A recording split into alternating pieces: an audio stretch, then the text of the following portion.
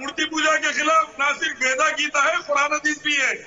100 करोड़ से ज्यादा हिंदू भाइयों को ये मैसेज देना, श्री राम श्री कृष्ण मूर्ति पूजा के खिलाफ थे, मत करो, एक ईश्वर की पूजा करो। मैं सुब्रमण्यम स्वामी और बीजेपी और आरएसएस के लोगों को बताना चाहता हूं कि कोई भी मखलूक की पैदा हुई सो चीज की पूजा करना हिंदुइज्म के टेनेंट्स के खिलाफ है। श्री कृष्ण ने कहा कि पैदा हुई सो चीज की पूजा करेंगे नरक में जाएंगे। पहली चीज तो यह है कि वो जो भी बनने जा रहा है, श्री राम ने हनुमान जी से कहा था अष्टांग के जरिए इबादत करो एक ईश्वर की, तो वहां पर एक ईश्वर अल्लाह की पूजा शुरू होनी चाहिए सिजदा करते हुए। कृष्ण ने कहा है अर्जुन एक ईश्वर की पूजा कर और स्वर्ग में जा।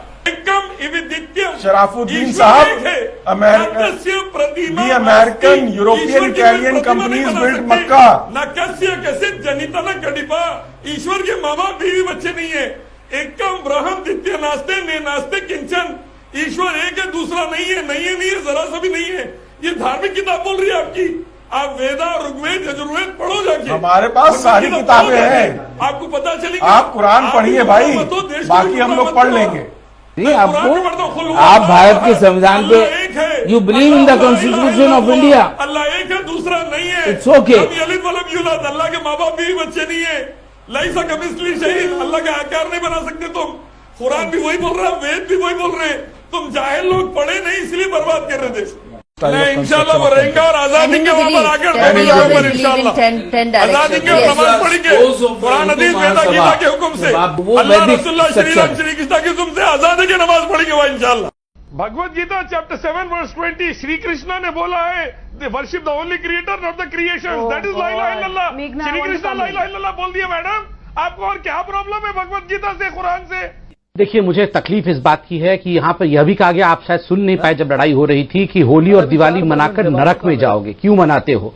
अभी इन्होंने कहा ना, आप उसको निकाल के सुनिए, उन्होंने कहा होली दिवाली मनाना मतलब नरक में जाना। श्री कृष्ण ने कहा, मैंने भाई श्री कृष्ण पढ़ो भगवत गीता में, तुम एक ईश्वर को जोड़ के दूसरे की पूजा करोगे नरक में जाओगे। Chapter 7 verse 20। शिया बंगोड वाले भी कुरान को माने और संगी लोग वेदा को माने, दोनों मूर्ति पूजा के खिलाफ है। मूर्ति पूजा मखलूक की पूजा नहीं होनी चाहिए।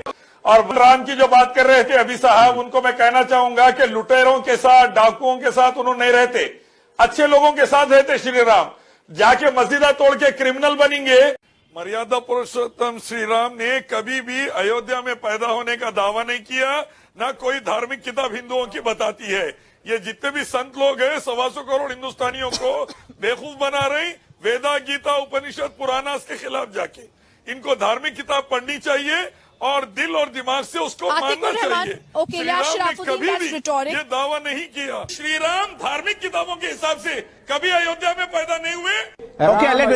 नहीं पैदा हुए तो कहाँ पैदा हुए? आप बताइए धार्मिक किताबों से प्रूफ करके। जब वो खंडहर तोड़ा गया तो क्या बाबर का कोई चिन्ह मिला? क्या इस्लाम का कोई चिन्ह? एक मिनट, इलियास